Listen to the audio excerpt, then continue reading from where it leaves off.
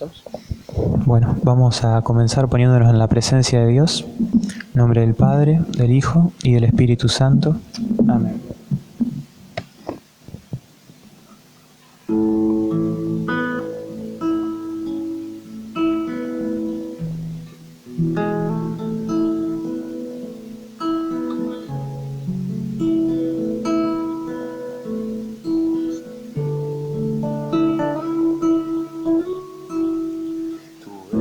El agua viva, oh Señor.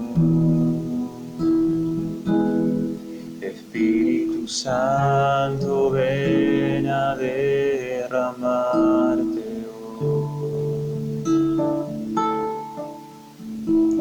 Tú eres el agua viva, oh Señor. Espíritu Santo, ven a derramarte hoy. Invitamos a aquellos que no tengan los ojos cerrados, a aquellos que no estén sentados de manera cómoda, que puedan cerrar los ojos, sentarse cómodamente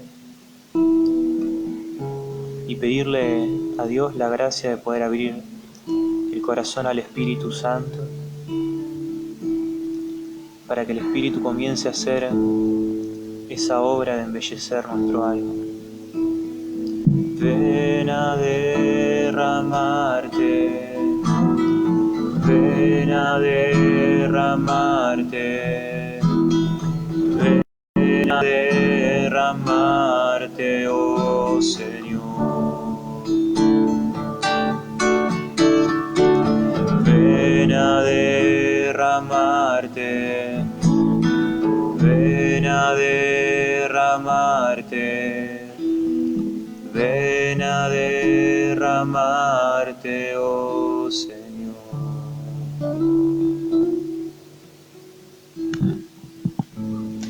Te pedimos, Espíritu Santo, que vengas a derramarte en nuestros corazones. Te pedimos que los hagas dóciles a tu palabra, que podamos abandonarnos completamente a vos, especialmente que podamos entregarte todas esas partes que más nos cuestan. Te pedimos, Mamá María, que ruegues en este momento para que podamos ser todos de Dios, para que la presencia de Dios pueda inundar nuestros corazones y para que comience a hacer de nosotros unas personas nuevas.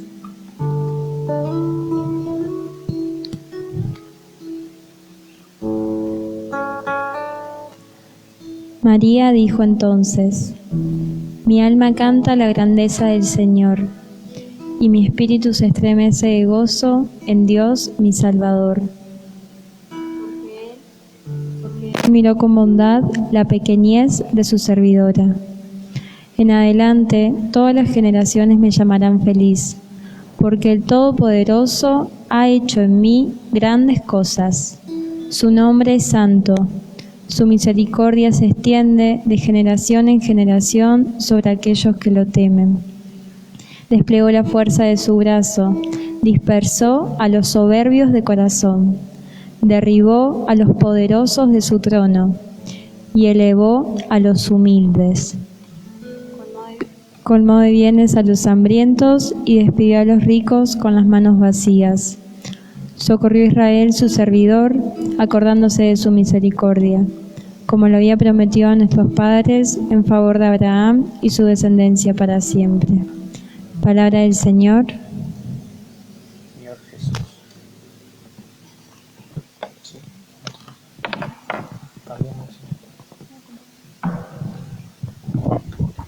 Bueno, hermanos, estamos en el primer bloque de este hermoso proceso, conociendo el mundo.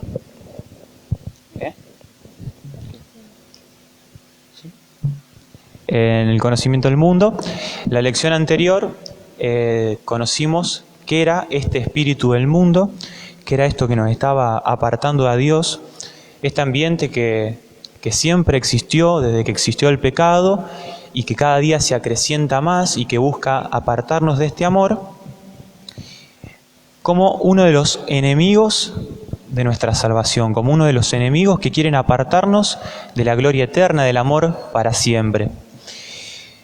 Y en este camino también hay otro enemigo que se los hemos mencionado, que es la carne. Así que si quieren anotarlo, segundo enemigo, la carne.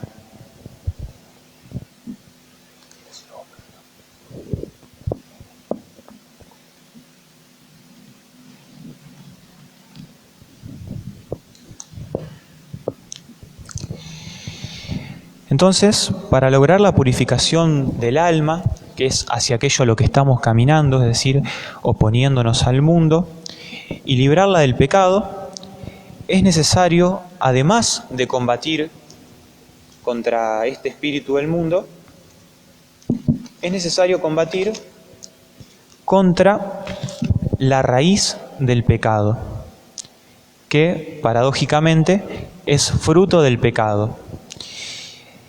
Esta raíz se denomina triple concupiscencia. ¿Qué es la concupiscencia? Es una tendencia desordenada. Por lo tanto, tenemos tres enemigos: el mundo, el demonio y la carne.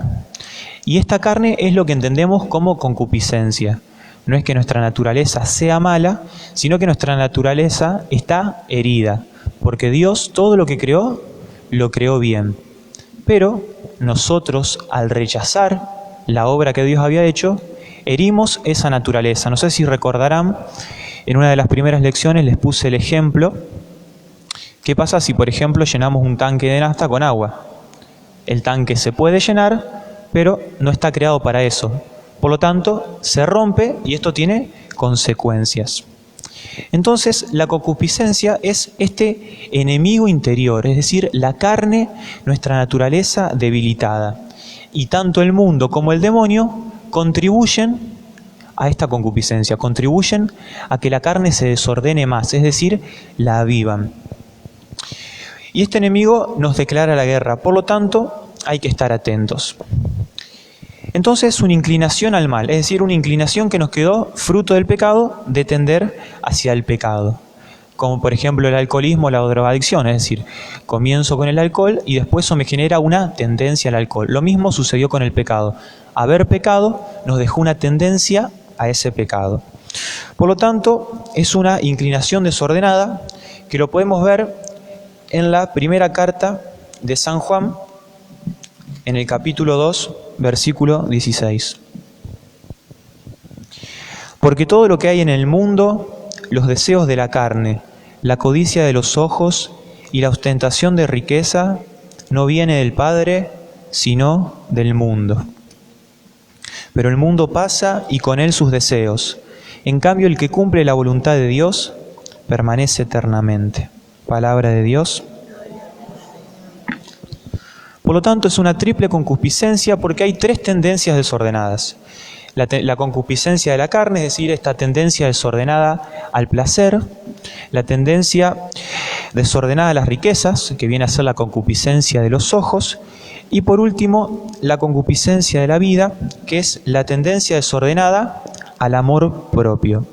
Y esto tiene el peligro de que nos comenzamos a considerar como Dios. Y Jesús fue muy explícito con la enseñanza de estas tentaciones, como lo podemos ver en Mateo 4, del 1 al 11.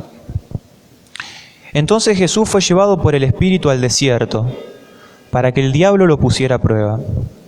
Después de ayunar 40 días con sus 40 noches, sintió hambre. Y el tentador, acercándose, le dijo: Si tú eres hijo de Dios, manda estas piedras se conviertan en panes. Jesús le respondió: Está escrito, el hombre no vive solamente de pan, sino de toda palabra que sale de la boca de Dios. Luego el diablo llevó a Jesús a la ciudad santa y lo puso en la parte más alta del templo, diciéndole: Si tú eres hijo de Dios, tírate abajo, porque está escrito, Dios dará órdenes a sus ángeles y ellos te llevarán en sus manos, para que tu pie no tropiece con ninguna piedra. Jesús le respondió: También está escrito, no tentarás al Señor tu Dios. El diablo lo llevó a una montaña muy alta.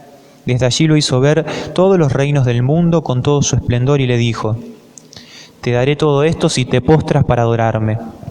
Jesús le respondió, retírate, Satanás, porque está escrito, adorarás al Señor tu Dios y solo a Él rendirás culto. Entonces el diablo lo dejó y unos ángeles se acercaron para servirlo. Palabra del Señor. A ti, Señor Jesús. Entonces acá podemos ver esta triple tendencia, esta triple tentación, al placer, al amor propio y a la riqueza. Por lo tanto, en las siguientes lecciones vamos a estar profundizando en esta triple tendencia desordenada. Con la que vamos a comenzar hoy es con la raíz de todas las demás, que es la soberbia, que San Gregorio Magno, al enumerar los 7 pecados capitales, la pone como raíz de todos los pecados, y Santo Tomás lo reduce al pecado, a la soberbia. Y la soberbia viene a ser una gran traba, sobre todo para la vida espiritual. Todos los que estamos acá estamos comenzando un proceso de vida espiritual, es decir, un proceso de vida guiados por el Espíritu Santo. Y la soberbia es una gran traba porque no nos permite dejar crecer. Por ejemplo, les va a suceder a lo largo de las lecciones que les va a dar ganas de irse, o que van a pensar qué me vienen a decir estos dos, o incluso creerse indignos. No, yo no voy a poder con todas estas cosas, como si Dios nos llamaría y después no nos daría la gracia. No nos va a dejar creer en la iglesia, es decir, nos va a llevar a cuestionar lo que la iglesia enseña, o nos va a suscitar esa pregunta tan famosa, ¿cómo sabemos que acá está la verdad? Y para ir cerrando esta primera parte, Santo Tomás define la soberbia como ese apetito desordenado hacia la excelencia. Es decir, si me corrigen, si me critican, o si me buscan hacer obedecer, como que nos oponemos. O la típica frase que me viene a decir o por qué tengo que obedecer a tal o cual persona. Pero este apetito a la excelencia, es decir, este deseo de ser excelentes, de ser perfectos, está bien siempre y cuando esté ordenado, porque fue un apetito que Dios lo puso en el hombre para que el hombre se desarrollara, para que el hombre creciera. Por lo tanto, no está mal buscar la excelencia, pero sí buscarla de manera ordenada. Y en todos los ámbitos de la vida, tanto en la familia, en el trabajo, en el estudio. Porque Dios quiere nuestra perfección, es más, Él nos manda, sean perfectos, nos dice. Y para eso Dios nos da dones, múltiples dones, como son también las virtudes y las capacidades.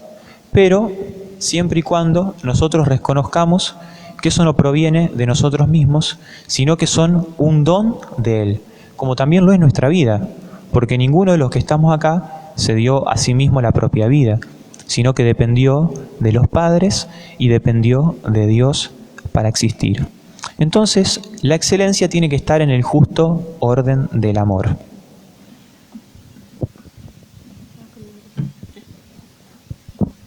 Bueno, y entonces, ¿se escucha?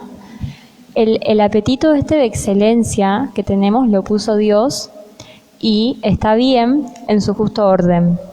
Pero, ¿cuándo se desordenó? Y justamente se desordenó con el pecado original, que fue, primero se dio la caída de los ángeles, que Dios había creado todo, Dios creó a los ángeles, y Satanás dijo, no serviré. Y ahí se dio la caída de los ángeles, es decir, que los ángeles cayeron, y ahí los ángeles que eran todos buenos, todos perfectos, se convirtieron en ángeles malos, en demonios. Y Lucifer es el diablo, el que encabezó todo.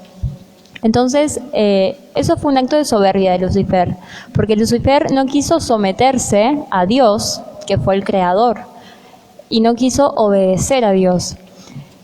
Y ya vimos en Génesis 3, que lo estuvimos leyendo todos estos días, que Lucifer, después de haber caído, como no podía hacerle nada a Dios directamente, porque a Dios no se lo puede dañar, porque Dios es perfecto, entonces se rebeló contra los hijos de Dios, porque sabía que a Dios le iba a doler perder a sus hijos. Entonces tentó a Adán y a Eva. ¿Y con qué los tentó? Con desobedecer.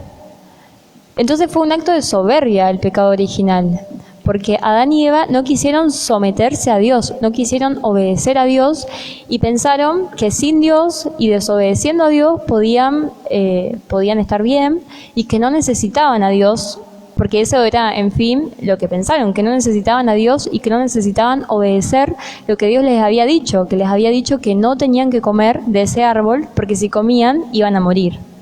Y fue lo que pasó. Entonces, ¿qué pasa? Después del pecado original de Adán y Eva, todos los hombres heredamos el pecado original. Y heredamos entonces esa soberbia, ese apetito de excelencia que en su justo orden está bien, pero que se desordenó con el pecado original. Y ese apetito de excelencia, esa soberbia, es decir, ese apetito de excelencia desordenado, en el fondo tiene la base de pensar que no necesito a Dios, que no necesito obedecer a Dios y que todo lo que yo tengo es mío, que no es de Dios, que no es una gracia de Dios. Entonces, acá pasa parecido como hablamos el otro día de los placeres, que están bien cuando son un medio y no cuando son un fin. Es decir, la excelencia está bien, pero cuando es un medio y no es el fin en sí mismo. Está bien que yo quiera ser buena estudiante para el día de mañana poder ser buena trabajadora, para poder dar lo mejor a mis pacientes. Pero está mal si yo quiero ser buena estudiante porque quiero resaltar y porque quiero ser la mejor y quiero que todo el mundo me reconozca y que todo el mundo y van a gloriarme con eso. Está bien que yo quiera ser buena esposa o buen esposo para poder dar lo mejor a mi familia, pero está mal si yo quiero ser la mejor esposa o el mejor esposo para ser la mejor esposa y el mejor esposo y que ese sea el fin, que me lo reconozcan, van a gloriarme, admirarme. Entonces, con la excelencia pasa lo mismo. Está bien cuando yo la uso como un medio y no como un fin. Entonces, la persona soberbia busca ser el mejor. En cambio, la persona humilde busca dar lo mejor. O sea, busca ser el mejor, pero para dar lo mejor. No para ser el mejor y solamente quedarse ahí. O, por ejemplo, la persona soberbia busca el poder para poder ser servido, para que a mí me obedezcan, para poder ser el más poderoso, para que se haga lo que yo digo. En cambio, la persona humilde busca el poder para servir, no para ser servido. Y el humilde también se reconoce todo el tiempo que es una persona necesitada de Dios, porque en fin reconoce que todo lo que tiene y todo lo bueno que puede hacer viene de Dios. Entonces, bueno, es esto, ¿no? Que la soberbia está mala cuando se usa como un fin y no como la excelencia. Está mal cuando se usa como un fin y no como un medio. Pero acá también hay que tener cuidado con una falsa humildad, que es decir, bueno, yo tengo, no sé, las capacidades que Dios me dio, pero no las voy a usar porque no quiero que otras personas se sientan menos que yo, o no quiero hacer sentir mal a las personas, entonces no las uso y me las guardo. Eso, ya desde ahora lo aclaramos, que es una falsa humildad, porque también Dios es como la palabra de los talentos, que lo que Dios nos da es para que lo hagamos multiplicar, no para que lo guardemos. La verdadera humildad consiste en reconocer que yo puedo hacer todas las cosas buenas que puedo hacer, pero porque Dios me dio a mí la capacidad de hacerlo y lo tengo que usar para servir y no para autocomplacerme o autosatisfacerme a mí mismo o para vanagloriarme a mí mismo. Y es muy loco porque en el Evangelio Jesús fue enseñando mucho, pero solamente una vez utiliza las palabras aprendan de mí. Y acá uno se pone a pensar, bueno, debe haber dicho aprendan de mí a predicar o aprendan de mí a hacer milagros, a curar, a ser tan bueno como yo. Pero no, Jesús la única vez que usó la frase aprendan de mí fue cuando dijo aprendan de mí a ser mansos y humildes de corazón. Entonces, aprendan de mí a ser mansos y humildes de corazón. Fue la única vez que usó esa palabra. Entonces acá podemos darnos cuenta de la importancia de la humildad. ¿Qué es más importante ser humilde que hacer milagros o que tener revelaciones o poder hacer curaciones o poder ser el mejor predicando o el mejor haciendo apostolado o el más reconocido, el más aplaudido? No, lo más importante para la vida del cristiano es poder ser humilde. De ahí se va a medir también el nivel de santidad, porque el que es más humilde siempre va a ser más santo, porque siempre se va a reconocer más necesitado de Dios y todo el tiempo va a acudir a Dios porque sabe que lo necesita. Y entonces hay distintas formas de soberbia. La primera se da en las personas que lleva a las personas a negar a Dios como su primer principio. Entonces, negar a Dios como su primer principio. Acá entran las personas que directamente niegan la existencia de Dios, las personas ateas.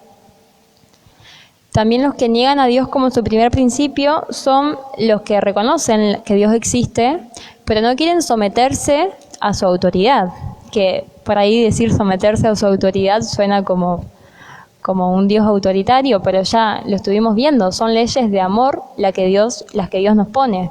Pero bueno, otro grado es saber que Dios existe, pero no someternos a su autoridad. Y otro nivel que se puede dar en negar a Dios como principio son personas que capaz que creen en Dios, que cumplen los mandamientos, pero que no reconocen que las capacidades, que las virtudes, que los dones que tienen son porque Dios nos lo da. Es decir, bueno, sí, yo voy a misa todos los días y rezo el rosario todos los días y soy re paciente porque soy re bueno y soy re paciente. Y no, porque si yo soy paciente es porque Dios a mí me dio la gracia de ser paciente. Entonces otra forma de negarlo a Dios como principio es no reconocer que todo lo bueno que tengo viene de Él. Y después hay otras personas que niegan a Dios como su fin último, y estas son las personas que todas las obras que realizan son para darse gloria a sí mismo y no para dar gloria a Dios. Y recordemos que San Pablo nos dice, háganlo todo para gloria de Dios, sea que duerman, sea que coman, háganlo todo para gloria de Dios. Entonces, negarlo a Dios como fin último es hacer las cosas para mí mismo y no para darle gloria a Dios.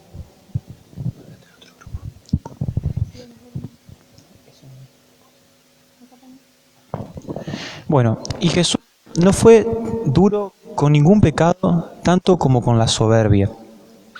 Porque como vemos en los evangelios, Jesús acogía a todo el mundo, acogía a los pecadores, a los publicanos, a todos. Pero si vemos el evangelio, Jesús tenía algo bastante particular con los fariseos, al punto de llamarlos, de decirles, ay de ustedes, escribas y fariseos hipócritas, que cierran a los hombres el reino de los cielos. No entran ni ustedes, ni dejan entrar a los que quisieran. Ay de ustedes, escribas y fariseos hipócritas, que recorren mar y tierra para conseguir un prosélito, y cuando lo han conseguido lo hacen 2 veces más digno de la Gaena, es decir, del infierno, que ustedes. Ay de ustedes, guías ciegos, que dicen, si se jura por el santuario el juramento no vale, pero si se jura por el oro del santuario, entonces sí vale. Insensatos y ciegos, sepulcros blanqueados, raza de víboras, le decía Jesús. Entonces tenía algo particular con ellos, y era porque en los fariseos sobreabundaba la soberbia. Porque ellos, mejor que nadie, observaban la ley, eran el pueblo elegido, el depositario de todas las promesas que Dios había hecho, era el pueblo por el que la salvación iba a entrar, pero eran soberbios y estaban obstinados. Y el punto clave era este, que creían que ya estaban salvados, creían que ya eran santos por el cumplimiento, como recién decía Mili, es decir, porque voy a misa, porque rezo, ya estoy salvado, y esto es algo que yo lo hago porque yo puedo, y porque yo puedo ayunar, y porque yo me puedo quedar de rodillas media hora, y porque yo, es como esta cuestión. También hay que tener cuidado porque también está la tendencia modernista, es decir, que no hay que cumplir los mandamientos, o que no importa el cumplimiento de los mandamientos, sino amar, es decir, un falso amor, porque sí es importante los mandamientos, Porque cuando Jesús viene el joven rico y le pregunta qué hacer para heredar el reino de los cielos, Jesús le dice, ve y cumple los mandamientos. Por lo tanto, porque también está esta tentación del espíritu del mundo que es, ¿para qué vas a ir a misa si después tal cosa? ¿Para qué vas a rezar si tal cosa? Y no es que nosotros vamos a misa porque somos genios, sino porque lo necesitamos. Acudimos a la oración porque la necesitamos para cambiar. Porque muchas veces se ataca a las personas que están dentro de la iglesia diciéndole eso, vos que vas a misa y tal cosa. Pero la persona que va a misa, la persona que reza y lo hace con intención pura, no está viviendo cualquier vida, está viviendo una vida de intentar acercarse a Dios. Por lo tanto, se está enfrentando mucho más fuerte que otras personas a todos estos enemigos, al demonio, al mundo y a la carne, porque al demonio no le conviene una persona que se convierta, al mundo no le convierte una persona que dé testimonio, y nuestra carne está resentida. Entonces lo que Jesús condena es el hecho de que se creían dioses, de que creían que por sí mismos ya podían todo, ¿no es cierto? Entonces, hacer alarde de orar, hacer alarde de ir a misa, es en vano, porque en realidad lo necesitamos. Es decir, Señor, solo no puedo, y reconocer esa dependencia, reconocer que somos criaturas. Por eso, que muchas veces no se entiende, faltar a misa es pecado mortal en ese sentido, porque estamos despreciando el sacrificio que Cristo hizo por nosotros en la cruz. Estamos diciendo, tengo algo más importante que ser sanado, que mi corazón sea cambiado, no te necesito. Parece muy fuerte, pero es sutil este ataque de la soberbia, ¿no es cierto? Entonces, Cristo nunca rechazó a los pecadores, pero sí a los soberbios. Busca la carta de Santiago, ¿puede ser? Acá está, perdón. Dice, en la carta de Santiago, Dios resiste a los soberbios y da su gracia a los humildes. En Lucas dice, derriba del trono a los poderosos y enaltece a los humildes. Y nuevamente en Lucas dice, porque todo el que se ensalce será humillado, y el que se humilla será ensalzado. Y la soberbia es el pecado tan grande porque es ponerse en el lugar de Dios. Es considerar que nosotros sabemos más que Dios o que nos podemos arreglar sin Él. En el capítulo 18 de Lucas, vemos un ejemplo claro de ello, que es la parábola del fariseo y el publicano, que se encuentran los dos yendo a orar al templo, y la oración del fariseo era esta: Dios mío, te doy gracias porque no soy como los demás hombres, que son ladrones, injustos y adúlteros, ni tampoco como ese publicano. Ayuno 2 veces por semana y pago la 10ª parte de mis entradas. Es decir, estaba como haciendo alarde de todo lo que hacía, que en realidad era gracias a Dios que lo hacía, pero él se estaba considerando que era por sus propios medios. En cambio, el publicano, manteniéndose a distancia, no se animaba ni siquiera a levantar los ojos al cielo, sino que se golpeaba el pecho diciendo, Dios mío, ten piedad de mí, porque soy un pecador. ¿Cuál era más humilde? Y el publicano, porque reconocía que él necesitaba, y el fariseo necesitaba más que el publicano, pero no lo reconocía.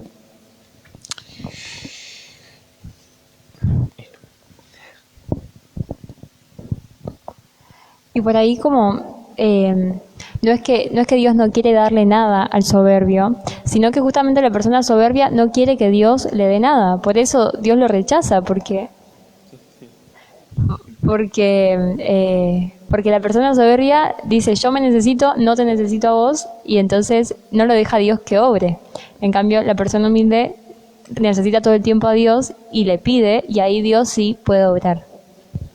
Claro, por ejemplo, el ejemplo del enfermo, es decir, que acude al médico y dice, me duele la pierna o tengo tal cosa, me abandono en tus manos y vos atendeme. En cambio, el soberbio o no quiere ir al médico o llega al médico y le dice lo que tiene que hacer.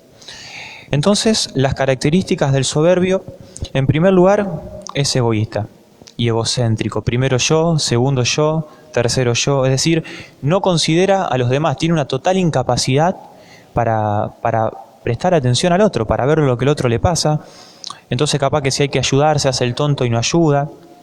Su vida está primero. ¿Se escucha? Y busca, es contrario a lo que dice Jesús. Jesús dice, no vine a ser servido, sino a servir. Bueno, el soberbio invierte eso. No vine a servir, sino a ser servido. Entonces siempre está hablando de sí mismo, yo quiero, yo pienso, yo tengo. Quiere que le den y no da nada. Y hay que entender también que la soberbia nace de una herida.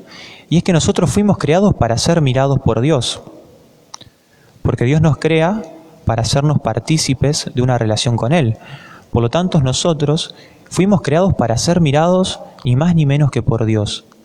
Entonces, al pecar y al apartarnos de Dios, ese deseo de ser mirado está muy fuerte. Entonces, si Dios no me mira, tengo que buscar la atención de los otros. Entonces, deposito toda mi vida en la mirada del otro y vivo conforme a lo que el otro espera de mí, o a que me acepten tal cual como soy, pero hiriendo a los demás. Entonces, por acá salta la soberbia, porque vive para sí, para procurarse placeres. En cambio, el humilde vive para los demás. Se dona, se entrega y se hace servidor de todos, porque el humilde conoce la verdad, conoce lo que vale para Dios. También el soberbio se cree muy bueno, es decir, no reconoce los errores, la culpa la tiene siempre otro. No se confiesa porque ¿qué pecado puedo tener yo?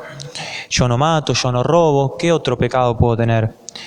¿Por qué me voy a confesar con un cura más pecador que yo? ¿Por qué voy a ir a la iglesia si está este que hace tal y tal cosa? O le echa la culpa al otro en frases, por ejemplo, esto pasa porque me hacen enojar. No es nunca él el que se enoja, sino que son los otros los que lo hacen enojar. O si algo salió mal, se equivocaron los demás, pero no él. No puede dejar de ganar una discusión y muchas veces pierde familia, amigos y quiere tener siempre la razón, por lo tanto levanta la voz, se impone haciendo abuso de la autoridad. Acá mando yo, muchísimo hemos hecho esa experiencia en el estudio con algún que otro docente. A mí me pasó, por ejemplo, en la universidad que se hace lo que yo digo, o si no se tiene el pensamiento del docente, no se aprueba. O también cree que se la sabes todas, ¿qué me van a venir a decir esto si son unos ignorantes? Yo leí mucho más, yo hice tal curso, yo estudié tal cosa. O también es muy racionalista y pone en duda todo y busca hacer preguntas capciosas, es decir, hacernos pisar el palito. Que es, en fin, lo que le buscaban los judíos hacer a Jesús, ponerlo siempre a prueba, como por ejemplo con la moneda. Si hay que pagar o no hay que pagar impuestos, es decir, ponerlo a esa situación tensas. Y incluso se atreve a negar a Dios porque no le cabe en la cabeza. A ese punto llega la soberbia. Si no me entra en la cabeza, entonces Dios no puede existir. Y también una característica del soberbio es la rebeldía. Es incapaz de obedecer. No obedece ni la ley de Dios ni la de sus superiores. Es decir, no reconoce que Dios es perfecto y que está a cargo. Es decir, yo me las sé todas. Entonces no escucha consejos, se manda y hace lo que le parece. Y el soberbio, como ya dijimos antes, se cree mejor que los demás. Siempre quiere ser el primero, no acepta derrotas, es impaciente, incluso grosero, porque se siente tan humillado que busca ofender al otro. Lo típico que vemos muchas personas, que con tal de elevarse, lo que buscan es hacer que los otros disminuyan, entonces critican, la famosa le sacan el cuero, todo para que el otro esté a un nivel más bajo y uno subir para arriba. Humilla a sus empleados, mira con desprecio a los pobres indigentes y se cree más por los bienes que tienes más que por lo que él es. Y en esto de creerse más también entra la crítica, porque como yo me creo más que los demás, yo lo puedo criticar porque este hace esta cosa que yo no la hago así, como si yo no hago cosas malas, capaz que esa persona que estoy criticando hace cosas buenas que yo no. Entonces en ese creerse más que los demás entra la crítica. que tan fácil nos sale. Otra característica es que vive de las apariencias. Entonces muchas veces muestra algo que no es, busca ser alabado, busca ser reconocido por el mundo, vive del qué dirán, de quién me miró, quién no me miró, qué generé, y busca en este vivir de las apariencias también llamar la atención. Y el humilde sabe que uno no es más ni menos cuando esta persona me mira o no me mira, sino que sabe lo que vale porque sabe lo que vale para los ojos de Dios. Y para Dios todos valemos el precio de su sangre. Entonces el humilde tiene eso claro. Y otra característica es que se cree autosuficiente. Entonces no necesito a Dios porque yo puedo solo. No necesito a mi familia porque yo puedo solo. No necesito a mis amigos. No me puedo casar porque yo no puedo depender de nadie. Ahí entra la soberbia también. Y muchas veces incluso la soberbia entra en personas católicas que, bueno, tengo que vivir la castidad. Y creo que es algo que tengo que hacerlo yo. Y no que es una gracia de Dios. Entonces se cree autosuficiente, incluso hasta con las cosas de la iglesia que tenemos que hacer. Ser buen cristiano como si dependiera de mí y no como si fuese, que es como es, una gracia de Dios. Entonces, hasta acá las características de la soberbia.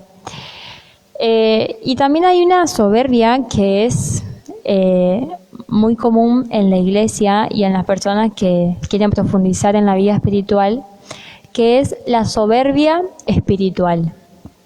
Y acá entra el creerme que yo ya soy santo, creerme que sí o sí voy al cielo, creer que yo estoy en un nivel 5 y los demás están en un nivel 2, que yo no puedo ir a esa charla porque esa charla yo ya estoy para un nivel mejor, que a mí una persona menos avanzada espiritualmente que yo no me puede enseñar nada, que yo voy a ir al cielo, ya está, ya me convertí, ya cambié todo, solamente me quedan pulir algunos detalles, pero ya está, voy al cielo seguro, porque más santo no puedo ser. Y hay que tener mucho cuidado, porque acá estamos cayendo mucho en lo que se creían los fariseos, que creían que como cumplían todas las cosas que había que cumplir, entonces ya estaban salvados, no necesitaban a Dios. Entonces hay que tener mucho cuidado con no caer en la soberbia espiritual, que en realidad también el demonio es muy astuto y la soberbia siempre va a ser una lucha, porque siempre va a ser una lucha hasta el último día, porque en realidad cada pecado es un acto de soberbia y hasta el último día vamos a estar luchando contra el pecado. Y entonces cuando nos vamos metiendo ya, por ahí salimos de, no sé, de las cosas más del mundo, el enemigo siempre sabe dónde meter la cola. Y muchas veces nos hace pisar el palito con la soberbia espiritual. Entonces, guarda cuando pensamos que somos más que mi hermano, guarda cuando pensamos que esta persona no me puede enseñar más a mí, guarda cuando pensamos que no tenemos que confesarnos porque yo no estoy pecando, guarda cuando antes nos confesábamos más seguido y ahora no, porque ahora ya no necesito tanto confesarme. Guarda, porque eso es algo en lo que el enemigo seguramente nos va a querer hacer caer mucho, y caer en la soberbia es lo peor. De hecho, la Madre Teresa de Calcuta, cuando le preguntaban cuándo fue su día de conversión, ella siempre respondía hoy. O sea que para ella cada día era un día de conversión y sabía que no estaba 100% convertida y que día a día se daba esto. Y bueno, la santidad justamente consiste en ser humildes, en vivir la virtud del amor desde la humildad. Porque no va a ser más santo la persona que tenía más dones, que tenía más carismas. Va a ser más santo la persona que fue más humilde, que más se supo necesitada de Dios, que más buscó servir. Seguramente vemos en grandes santos que tenían grandes dones, grandes carismas, seguramente algo que ver tuvo, porque esa persona también dejó que Dios le dé para poder dar. Pero no podemos pensar que las personas que no tuvieron ninguna gracia extraordinaria, ningún don, ningún carisma, esas personas entonces no cuentan, no son tan santos, porque en realidad la persona más santa es la persona que vive la virtud del amor desde la humildad. Y también es importante pensar esto, que la soberbia es una lucha de todos los días. Y cuando vemos a personas que vemos que están muy crecidas espiritualmente, no sé, capaz que grandes personas que seguimos, que escuchamos por YouTube, lo que sea, o grandes misioneros, grandes personas que sabemos que tienen una vida espiritual muy fuerte, no es que esas personas no necesitan oración, justamente necesitan más oración que las otras personas, porque más grande es la lucha contra la soberbia. Entonces,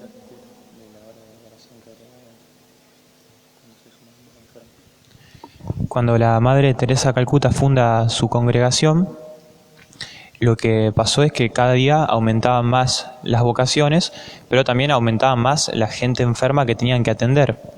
Entonces un día se le acerca a una de las hermanitas y le dice: Madre, hay mucho, pero mucho trabajo, así que ¿qué le parece si en vez de hacer 1 hora de adoración eucarística en la mañana, hacemos media hora? Y la hermana le dijo: pensándolo bien, vamos a hacer 2 horas de adoración eucarística en la mañana. Y era increíble porque las hermanitas tenían más fuerza y las vocaciones se duplicaban mucho más, es decir, contaban con más gente para trabajar. Y bueno, y acá es importante que, si no lo escribieron en las primeras charlas, se los dicto ahora, que en la vida espiritual no se trata tanto de hacer, sino de dejarse hacer. Si quieren, aquellos que están escribiendo, en la vida espiritual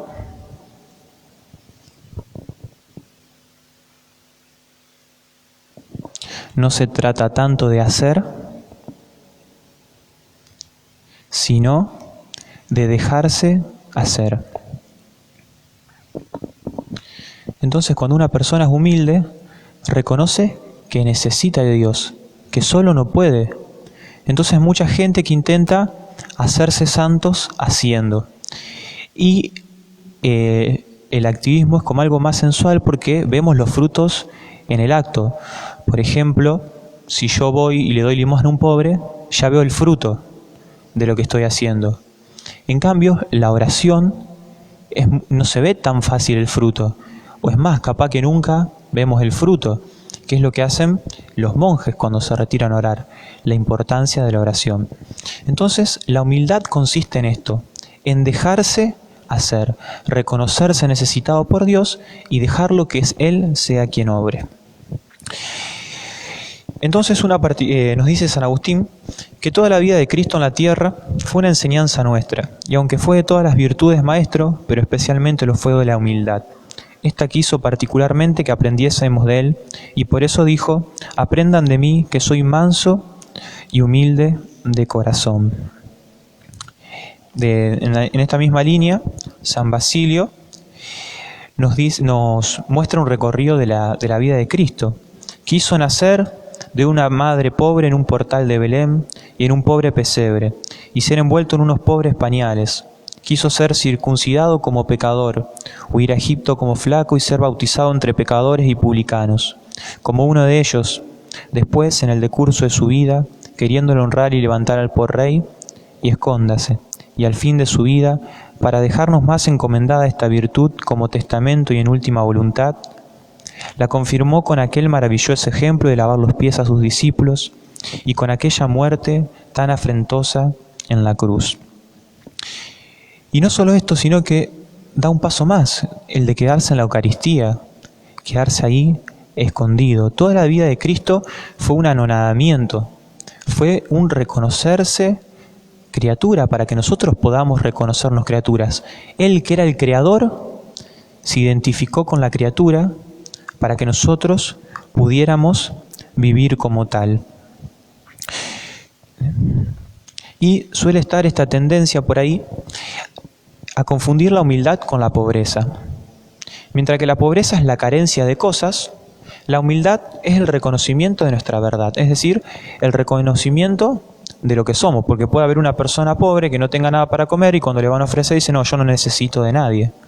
Entonces ahí tampoco hay una verdadera humildad.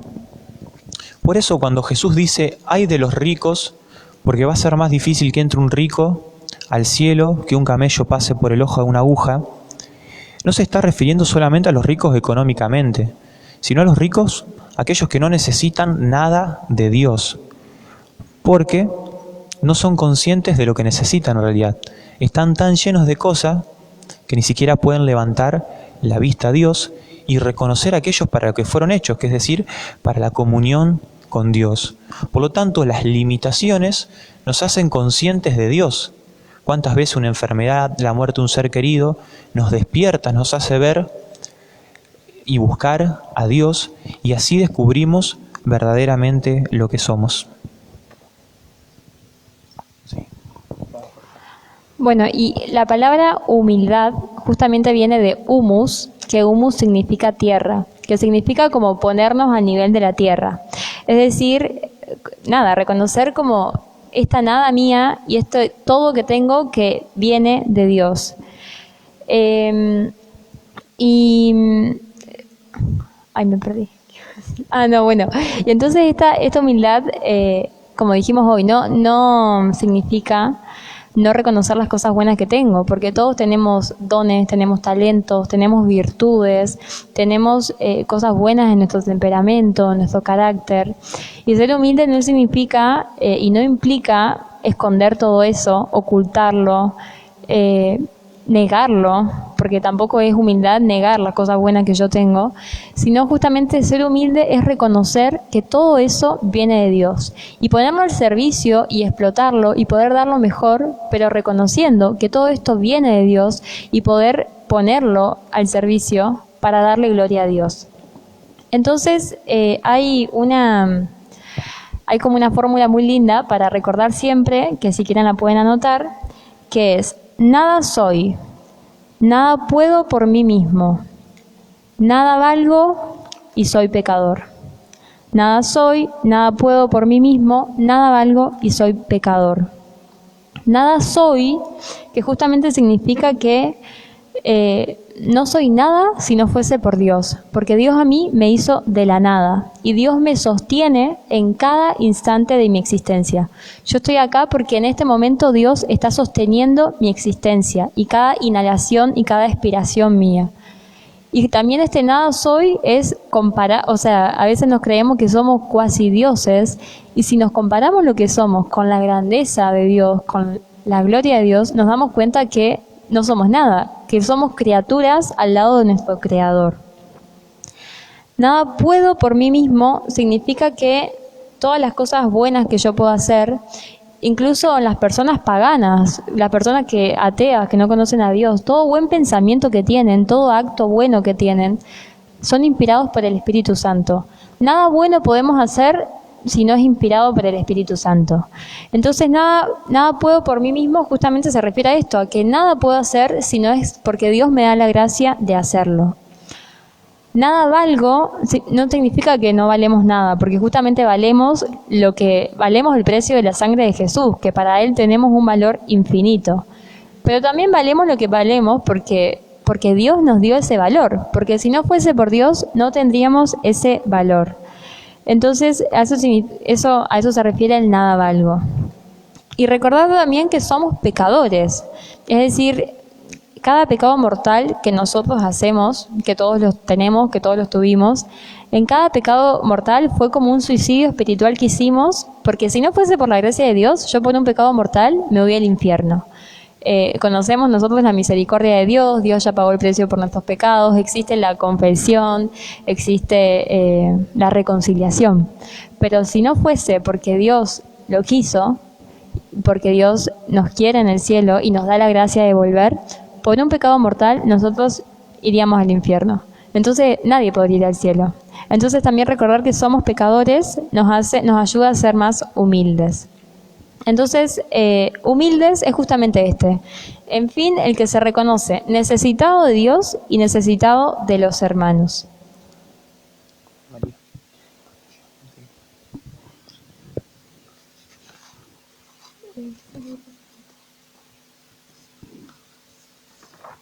Bueno, y hay como distintas formas. ¿Qué? Sí. Hay distintas formas de poner en la práctica la humildad. Con Dios, primero es tener con Dios un espíritu de religión, que no significa solamente decir que soy católico, decirlo, sino también tener este espíritu de religión es adorarlo, es alabarlo, es darle honra a Él. Y también agradecerle a Dios, porque todo lo bueno que yo tengo viene de Dios. Y también tener un espíritu de dependencia con Dios, de todo el tiempo buscar depender de Él, de todo el tiempo depender de Él, porque sé que si no es por Él, yo soy incapaz de hacer las cosas. Si yo empiezo las cosas con Dios y lo abandono a Dios, yo no voy a poder sostener esas cosas si no es porque permanezco en Dios. Entonces, con Dios, espíritu de religión, agradecimiento y dependencia. Con el prójimo es alegrarnos de sus virtudes, porque muchas veces pasa cuando somos soberbios que nos cuesta reconocer al otro las virtudes que tiene, que nos cuesta reconocérselas, que nos cuesta hacérselas saber, que nos cuesta ponernos contentos cuando el otro hace algo, porque al toque nos salta la envidia de por qué esa persona puede hacer esto y yo no. Entonces, con el prójimo, gozarnos de sus virtudes y también, si peca, primero rezar por su conversión. Y segundo, reconocer que si no es por la gracia de Dios, yo podría pecar todavía peor. Entonces, con el prójimo, gozarnos de sus virtudes y triunfos, rezar por su conversión si peca y pensar que si no es por la gracia de Dios, yo caería todavía peor. ¿Sí? El santo al que Dios le reveló esta consagración, San Luis María Griñón de Montfort, era una persona muy, muy grandota, y él decía que si no fuera por la gracia de Dios, él hubiese sido el más grande ladrón de Francia. Y con uno mismo, primero la humildad de espíritu, que es no intentar exagerar nuestros talentos o mostrar de más. No, que esto es distinto a intentar explotarlos, porque sí hay que intentar explotarlos todo lo que podamos, pero no intentar exagerarlos o aparentar como demás. Y usar los talentos que tenemos para servir, para usarlos como un medio, como dijimos hoy, y no para ser estimado, para vanagloriarme, para buscar la alabanza del mundo. Humildad de espíritu, dijimos entonces, humildad de corazón, que es ambicionar el último puesto. Que esto no significa que Dios a veces nos pone en cargos altos o en el primer puesto, pero en el corazón ambicionar el último puesto y decir, bueno, Dios, si yo estoy acá, que sea para darte gloria a Dios y solamente porque vos lo querés, no porque yo quiero estar primero. Y también la humildad exterior, que se manifiesta en el hablar. Muchas veces pasa que nos cuesta escuchar al otro, que nos queremos hablar solamente de nosotros, de los temas que a nosotros nos gustan. Entonces la humildad en el hablar está en aprender a escuchar, en aprender a mirar, en aprender a percibir qué es lo que le pasa al otro, a escuchar qué es lo que pasa, a hablar de los temas que a la otra persona le gusta. Y también en el vestir, que esto es intentar no vestirnos para ser los que más destacamos, sino vestirnos bien. No decimos acá que hay que ir todos andrajosos por la vida, pero sí no intentar llamar la atención y captar toda la atención con el vestido. Y bueno, para cerrar, la miramos a María, y justamente los que estamos en este camino de consagración, tenemos que aprender de María, de su humildad. Que se acuerdan que en la primera charla habíamos dicho que el enemigo la odia tanto a María porque pensó que Dios lo iba a derribar con una persona grande, poderosa, pero Dios lo venció, o sea, a él que pecó por soberbia, Dios se valió de la persona más humilde para vencerlo. Entonces, María fue la persona más humilde. Hoy leímos el Magnificat al principio, que María dice, Él miró con bondad la humillación de su servidora. Entonces, mientras Satanás cayó por soberbia, María fue exaltada y fue coronada como reina y señora de todo lo creado por su humildad. Entonces tenemos que tener un especial cuidado y un especial esfuerzo en imitar a María en su humildad y en pedirle a ella también que nos dé la gracia para que nos enseñe a ser humildes como ella. Claro, la diferencia entre María y el demonio es aquello que dijo Jesús: ustedes son luz del mundo, ¿no es cierto? Entonces acá nosotros somos todos luz del mundo. Pero ¿qué pasa? El demonio no quería iluminar, el demonio quería encandilar. En cambio nosotros estamos llamados a iluminar. Es decir, cuando te encandilan, es decir, te impiden ver. Es una luz tan fuerte que vos no podés ver bien. En cambio, el que ilumina es aquel que te muestra verdaderamente el camino. Bueno, y vemos cómo María se hizo la esclava del Señor. Es decir, lo primero que le dijo fue al ángel: yo soy la servidora del Señor. No dijo: está bien, yo te voy a obedecer, pero no, dijo: yo me hago servidora. Es decir, yo te voy a obedecer en todo y usame a mí para lo que vos quieras. También vieron que por ahí, no sé, si nos ponemos a pensar en la reina de Inglaterra y vemos a la reina de Inglaterra con un delantal sirviendo, destaca más su acto de humildad, porque decimos: wow, qué humildad, porque es la reina y no tiene necesidad de servir y se pone a servir. Entonces, cuando más dignidad tiene la persona, más destaca la humildad. Y María es la Madre de Dios. Este es el mayor título que se le puede dar a una persona, porque vemos la virginidad de María. Hay un montón de personas que son vírgenes. Pensamos en que María es inmaculada. Adán y Eva fueron inmaculados, porque no existía el pecado cuando Dios los creó. Pensamos en la Asunción. Elías y Enoc también fueron asuntos a los cielos. Pero solo María es Madre de Dios, y este es el mayor título que se le puede dar a una persona. Y ella, siendo Madre de Dios, se puso a servir. Fue a servir a su prima Isabel. Después de que el ángel le anunció que iba a ser la Madre de Dios, podría haberse echado a la plancha y decir: bueno, yo soy la Madre de Dios, vengan a servirme a mí. Pero al contrario, sabiendo que iba a ser Madre de Dios, que era, porque estaba embarazada, fue a servir a su prima. Entonces vemos cómo se hizo esclava, cómo sirvió. Y cuando Isabel le dijo: bendita tú eres entre todas las mujeres, María no dijo, no es que lo negó o no lo reconoció.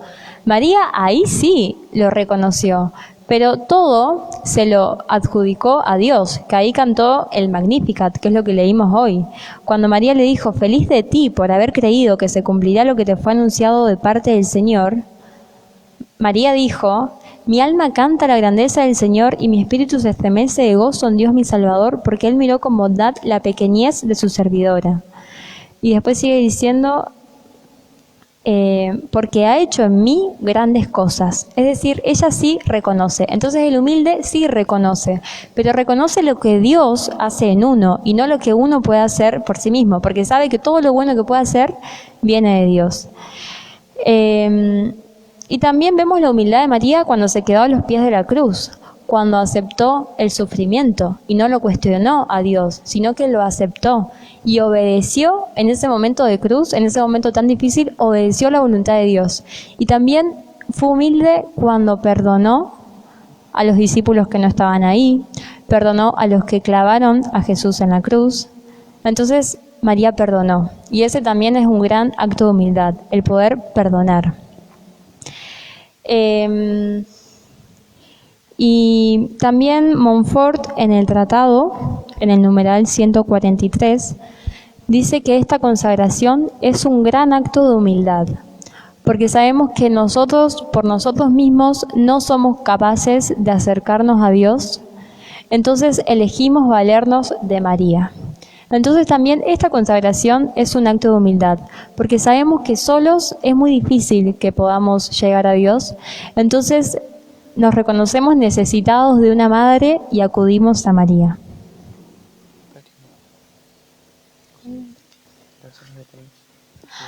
Bueno, y la tareita de esta semana va a ser rezar por una semana las letanías de la humildad, que las vamos a mandar en el grupo. Y bueno, y con respecto al libro que vamos a necesitar, vamos a precisar 2 libros. Uno es el Totus Tus, que son estas lecciones que estamos dando, de ahí lo sacamos, es el Totus Tus. Nosotros mandamos el PDF completo por el grupo y también estamos dejando lección por lección en la librería Amanecer de Irene. Y el otro libro que vamos a... Claro, el libro se puede imprimir de manera completa o imprimir lección por lección. Y el otro libro que vamos a necesitar es el Tratado de la verdadera devoción a María, que es el libro que escribió San Luis María Grignion de Montfort. Ese libro sí lo podemos conseguir en formato de editorial, pero no es muy buena la traducción. Tiene palabras por ahí bastante complejas, bastante antiguas, y nosotros conseguimos una traducción que es mucho más entendible e incluso tiene las citas bíblicas, están las referencias a la cita bíblica. Así que la propuesta que le hacemos nosotros es compartirles ese PDF que hicimos nosotros, pero el que quiera también puede comprar el libro directamente en formato editorial. Y bueno, vamos a terminar. ¿Se explicó? ¿Nos explicamos bien o más o menos? ¿Se entendió? Buenísimo. No, es para ir leyéndolo. Nosotros ya dentro de unas lecciones... Claro, el Totus Tuus tiene las lecciones.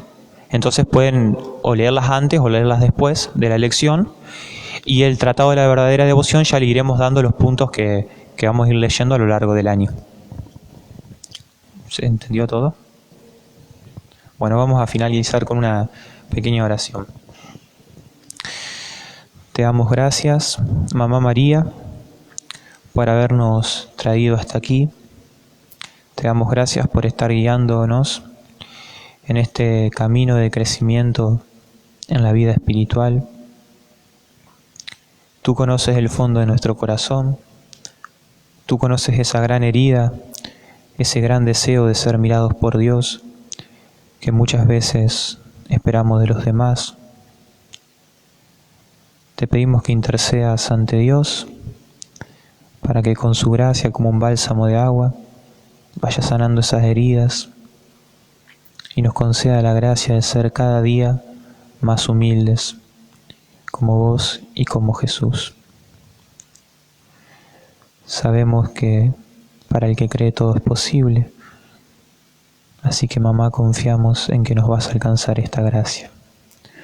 Dios te salve María, llena eres de gracia, el Señor es contigo, bendita tú eres entre todas las mujeres, y bendito es el fruto de tu vientre Jesús. Santa María, Madre de Dios, ruega por nosotros pecadores, ahora y en la hora de nuestra muerte. Amén. Padre, al Hijo y al Espíritu Santo, como era en un principio, ahora y siempre, por los siglos de los siglos. Amén. En nombre del Padre, del Hijo, del Espíritu Santo. Amén. Bueno, los esperamos a todos el próximo lunes.